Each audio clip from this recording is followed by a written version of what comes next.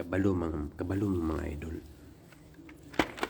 Halos lahat ngayon, until now pala, hindi pa rin sila nakaka-move on sa mga Duterte.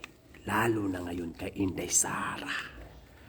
Alam nyo ang number one dyan kung sino talagang umaayaw sa mga Duterte. Itong mga oligarko. Alam nyo bakit?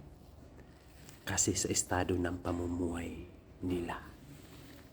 Siyempre, alam natin yan, ang Duterte ay balakid sa kanila. Siguro meron dyan mga ilan-ilan, itong mga matitino. Pero halos lahat dyan.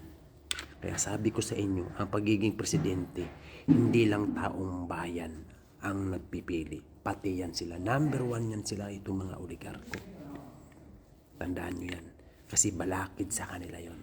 Kasi ang Duterte, hindi nila mababayaran. Hindi nila makokontrol. Solid